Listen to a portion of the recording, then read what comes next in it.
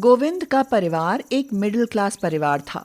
उसके परिवार में उसकी पत्नी संध्या, दो बेटे अतुल और अनंत के अलावा बड़े बेटे अतुल की पत्नी सारिका व उनके दो बच्चे गगन और गिनी शामिल थे। गोविंद और उसका बड़ा बेटा अतुल जॉब करते थे, जबकि छोटा बेटा अनंत अभी पढ़ रहा था। घर में आमदनी तो थी, मगर महीना पूरा होने से पहले ही नदारद हो जाती थी। एक तो घर के खर्च, ऊपर से सास बहू के अमीर बनने के दिखावे, इन सब में सारा पैसा उड़ जाता था। आखिर वे करती भी क्या? उन दोनों का पास पड़ोस की अमीर औरतों के साथ उठना बैठना जो था। एक दिन उन्हें बबीता के घर जाना होता है। बहू, ओ सारिका बहू, बबीता की पार्टी में नहीं चलना क्या? चलना क्यों नहीं, चलना है माँ जी। जरा ढंग से तैयार तो होने दो। मम्मी, ये इतने सुंदर कपड़े पहनकर आप और दादी कहाँ जा रहे हैं? नहीं नहीं बेटा, बस एक छोटी सी पार्टी में जाना है। हमें भी साथ ले चलो ना। नहीं बेटा, वहाँ बच्चों का काम नहीं है, हम जल्दी ही लौट आएंगी, तब तक तुम घर पर ही रहना। ठीक है दादी। संध्या और सारिका दोनों सास बहू खुद को तो अमीर दिखाने की कोशिश बहुत करती थी, मगर घर की तरफ किसी का ध्यान नहीं जाता था। उनका घर बहुत पुराना था, न दीवारों पर प्लास्टर बचा था और न खिड़की दरवाजों पर कोई रंग। गरीब का टूटा फूटा झोपड़ा सा दिखता था घर। इसीलिए तो संध्या और सारिका दोनों किसी को भी घर बुलाने से डरती रहती थी। उस दिन भी यही हुआ। वे बबीता की पार्टी में जाती हैं तो उसकी कुछ सहेलियां कहने लगी, संध्या बहन, इस बबीता का घर तो बहुत सुंदर है, तुम्हारा घर भी ऐसा ही सुंदर होगा ना? हाँ हाँ, बहुत सुंदर है। फिर तो हम एक दिन तुम्हारे घर आती हैं। इस बहाने तुम्हारा घर भी देख लेंगी और गपशप भी कर लेंगी। नहीं नहीं, अभी आप हमारे घर नहीं आ सकती। पर क्यों बेटी सारिका? वो इसलिए आंटी, क्योंकि अभी हम कुछ दिनों के लिए पहाड़ों पर घूमने जा रहे हैं। बच्चों की छुट्टियां जो पड़ गई हैं। तो ठीक है, अब नहीं तो फिर कभी सही, पर आएंगे जरूर। हाँ हाँ, जरूर आना। यह कहकर संध्या और सारिका अपने घर लौट आती हैं। घर आते ही सारिका घर को देखते हुए अपनी सास से कहती है, माँ जी, हमारा घर देखकर तो कहीं से लगता ही नहीं कि हम थोड़े बहुत भी अमीर हो। क्यों ना अपने घर में थोड़ा सुधार ही करवा लें? पर इसके लिए तो तुम्हारे ससुर और अतुल से बात करनी पड़ेगी बहू, तभी कुछ हो सकता है। संध्या इस बारे में गोविंद और अतुल से जिक्र करती है तो गोविंद कहता है, भाई, घर की हालत देखकर तो मेरा भी मन करता है कि नया घर बनवा लूं। पर नया घर बनाने के लिए कम से कम 30-40 लाख लगेगा पिताजी। अरे नया घर ना सही, इसी घर में तो कुछ सुधार कर ही सकते हैं ना। माँ ठीक कहती हैं पिताजी। हमारा घर अंदर और बाहर दोनों जगह से बहुत पुराना है। मैं तो अपने दोस्तों तक को घर बुलाने से शर्माता हूँ। अगर यही बात है तो मैं अपने प्रोविडेंट फंड से 2 लाख निकलवा लेता हूँ। फिर तो 1 लाख का जुगाड़ मैं भी कर लूंगा पिताजी। इतने में घर के अंदर का हिस्सा तो सुधर ही जाएगा। रही बाहर की बात, उसे फिर कभी देख लेंगे। गोविंद जैसे ही यह कहता है, घर को अंदर से सुंदर बनाने का काम शुरू हो जाता है। घर में मरम्मत के साथ साथ डिजाइनर टाइलें, शानदार पर्दे और सोफे के अलावा डाइनिंग टेबल आदि सब आ जाते हैं। इस तरह कुछ ही दिनों में गोविंद का घर अंदर से अमीरों के और बाहर से गरीबों के घर जैसा दिखने लगता है। इस पर संध्या और सारिका को कुछ राहत तो मिल ही जाती है। सारिका संध्या से कहती है, माँ जी, अब हम बाहर से भले ही गरीब दिख रहे हो, पर अंदर से तो अमीर हो ही गए हैं। मैं कुछ समझी नहीं बहू। अरे माँ जी, मेरा मतलब है कि अब हमारा घर भले बाहर से गरीबों का घर दिखता हो, पर अंदर से तो अमीरों जैसा दिखता ही है ना। हाँ, ये तो है।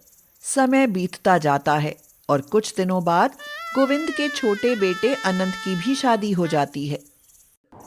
नई बहू श्रद्धा दुल्हन बनकर घर ससुराल आती है और अनंत के घर को बाहर से देखकर दंग ही रह जाती है। ओ गॉड, ये क्या? मेरा ससुराल इतना गरीब। घर को बाहर से देखकर तो यही लगता है कि अंदर सिवा गरीबी के और किसी चीज के दर्शन न होंगे। अब क्या सोचने लगी श्रद्धा, अंदर चलो ना। हाँ हाँ बेटी, आओ। अब बाहर खड़ी रहकर घर को ऐसे ना देखो, घर को अंदर से भी देख लो। सास के यह कहने पर श्रद्धा घर के अंदर प्रवेश करती है, मगर घर में प्रवेश करते ही वह फिर से चौंक जाती है। अरे ये क्या, बाहर से गरीब का घर दिखने वाला ससुराल अंदर से तो बड़ा ही अमीर दिख रहा है। देवरानी जी, अब बताओ ससुराल कैसा लगा? बहुत अच्छा लगा दीदी। श्रद्धा काफी पढ़ी लिखी और समझदार थी, पर उसके समझ में यह नहीं आ रहा था कि आखिर उसका ससुराल बाहर से इतना गरीब और अंदर से इतना अमीर क्यों है। जब वह इस बारे में अपनी सास से पूछती है तो वह उसे सब बता देती है। इस पर श्रद्धा कहती है, माँ जी, आप चिंता ना कीजिए, अब मैं और अनंत भी जॉब करेंगे और जल्दी ही हमारा घर बाहर से भी अमीरों वाला घर लगने लगेगा। क्यों बाबूजी, मैं ठीक कहती हूँ ना? बेटी, मुझसे तो जो बना मैंने कर दिया, अब जो करना है तुम करो।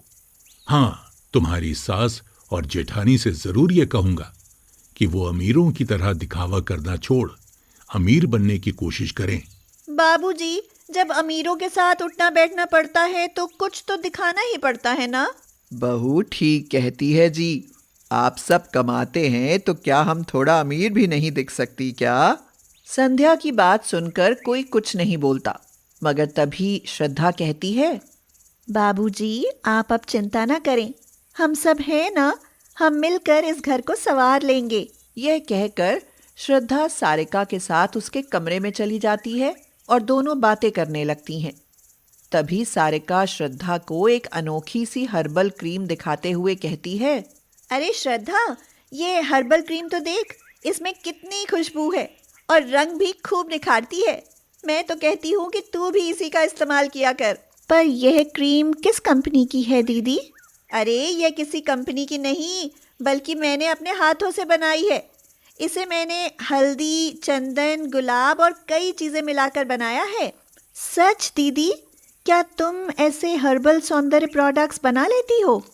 मैंने तो अपने लिए आज तक बाजार से कोई प्रोडक्ट खरीदा ही नहीं। मैं तो अपने बनाए प्रोडक्ट ही प्रयोग करती हूँ। मैं herbal face wash, face pack सब बना सकती हूँ। यह तो बहुत अच्छा है दीदी। एक बात कहूँ, मैंने ब्यूटिशियन का कोर्स किया है, तो क्यों ना हम यही काम कर लें?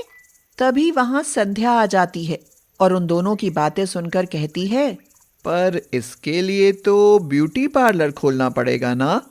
अरे नहीं नहीं माँ जी, यह काम तो हम सोशल मीडिया पर अपना प्रचार करके भी कर सकते हैं।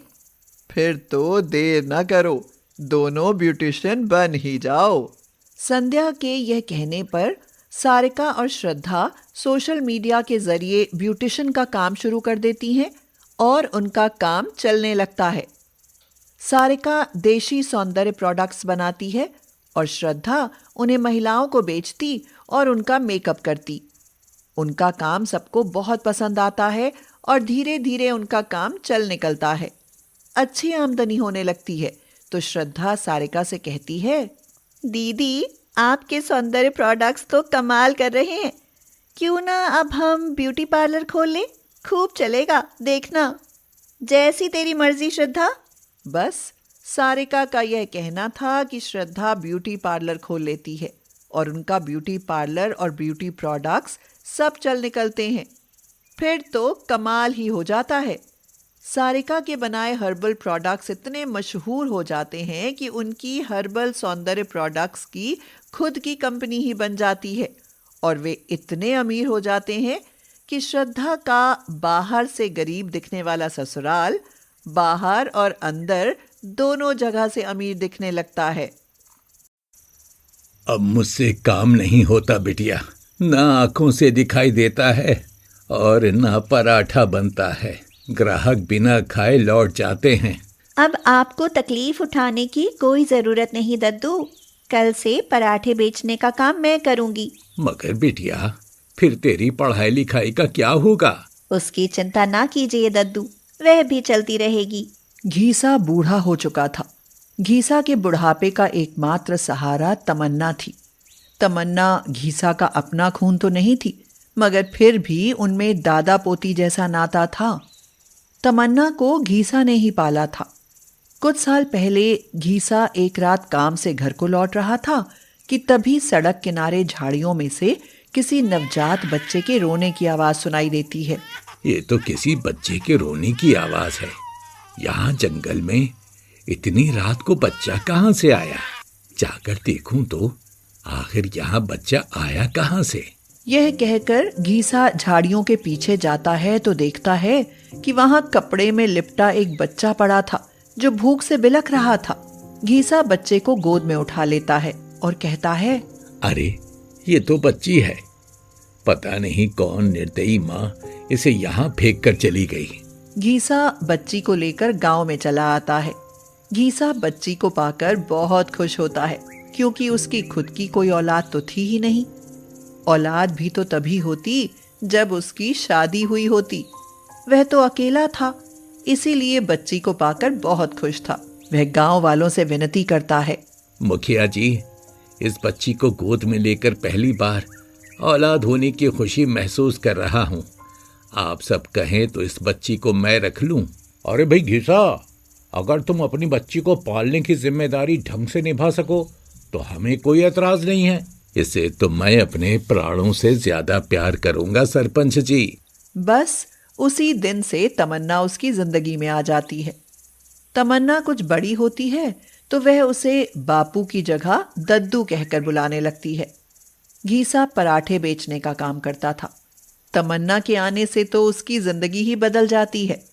वह पहले से अधिक मेहनत करने लगता है और तमन्ना को अच्छे स्कूल में भेजने लगता है। ये ले अपना टिफिन और मन लगाकर पढ़ा कर स्कूल में, समझी? वो तो मैं समझ गई दद्दू, पर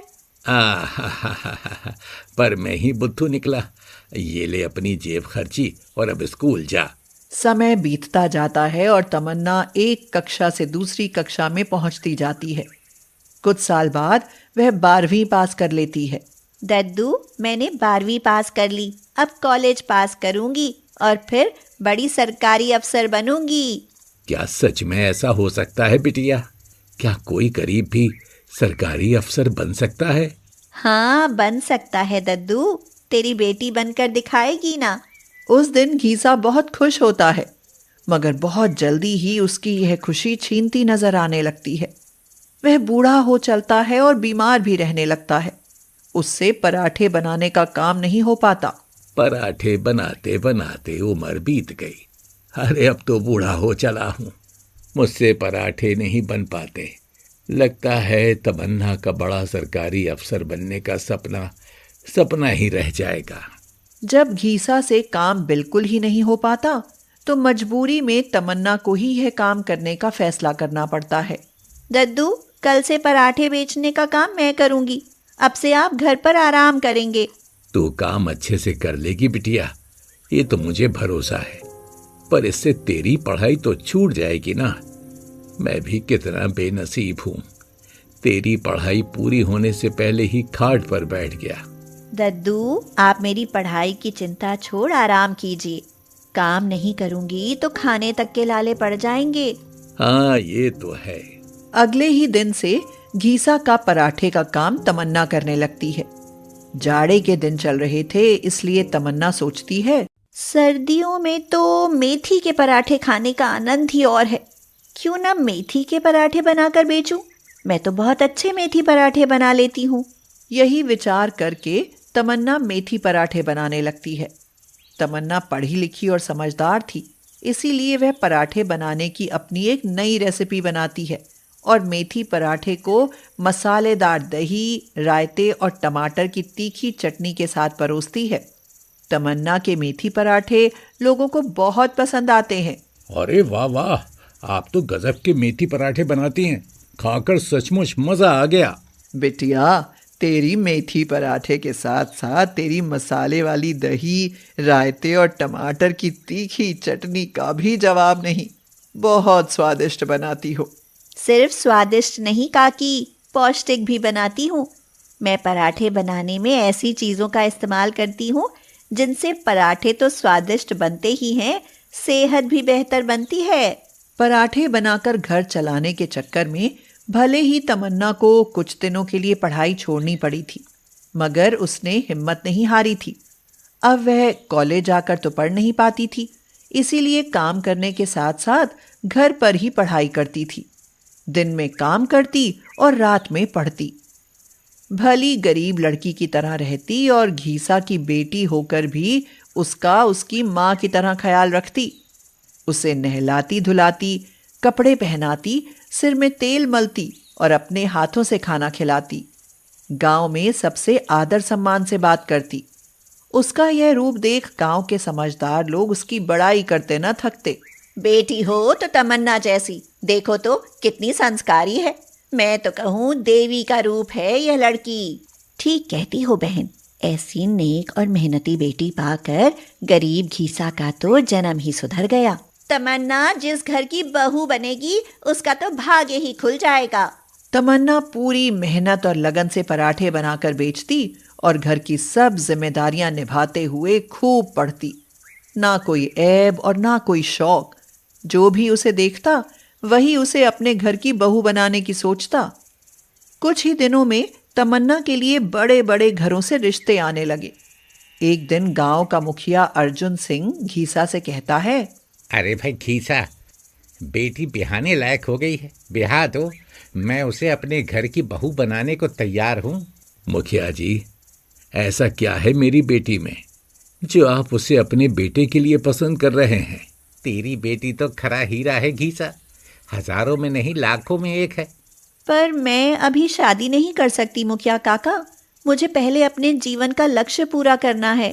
ठीक है बेटी, तुम्हारी यही इच्छा तो जरूर पूरी करो, पर एक विनती है, मेरी बात को भूल मत जाना। समय बीतता जाता है और तमन्ना का मेथी पराठे का काम और उसकी पढ़ाई सब ठीक ठाक चल रहा था, मगर फिर अचानक ही घीसा बीमार पड़ जाता है और उसके इलाज के लिए तमन्ना को मुखिया से कर्ज लेना पड़ता है। मुखिया काका, मैं 1 साल में आपका सारा कर्ज ब्याज सहित चुका दूंगी। बेटी, ब्याज की तो बात ही मत करो, ब्याज तो मैं तुमसे लूंगा ही नहीं। मैं तो तुम्हें अपनी बेटी समझकर पैसा दे रहा हूँ। पर पैसा लौटाना तो बेटी का भी फर्ज है ना मुखिया काका। यह सुनकर मुखिया अर्जुन सिंह मन ही मन बहुत खुश होता है और इधर घीसा को अच्छा इलाज मिलने से वह ठीक होकर घर आ जाता है। तमन्ना फिर मेथी पराठे बेचने लगती है। अब वह पहले से अधिक मेहनत करती है और दिन रात एक करके पढ़ाई भी करती है। कुछ दिनों बाद तमन्ना सिविल सर्विसेज के सब एग्जाम अच्छे अंकों से पास कर IAS बन जाती है और साथ ही पराठे बेचकर मुखिया का कर्ज अदा करने के लिए पैसा भी जोड़ लेती है। वह पैसा लेकर मुखिया के पास जाती है और कहती है, मुखिया काका, यह कर्ज के पैसे हैं, गिन लो। अरे पैसा गिनने की बात छोड़ बेटी, पहले IAS बनने की बधाई ले। आज मैं ही नहीं, सारा गांव तुझ पर गर्व कर रहा है। हाँ काका, अच्छा अब मैं चलूं? यह कहकर तमन्ना जब जाने लगती है तो मुखिया उसे टोकते हुए कहता है, बेटी तमन्ना, कुछ दिन पहले मैंने तुमसे जो विनती की थी, जरा जाते जाते उसके बारे में भी तो बताती जाओ। अब मुझे शादी से कोई इनकार नहीं काका, बाकी आप मेरे दद्दू से बात कर सकते हैं। यह सुनकर मुखिया की खुशी का तो जैसे ठिकाना ही नहीं रहता। वह तुरंत घीसा से मिलकर तमन्ना और अपने बेटे रोहन की शादी तय कर देता है और जल्दी उन दोनों की शादी बड़ी ही धूमधाम से संपन्न होती है।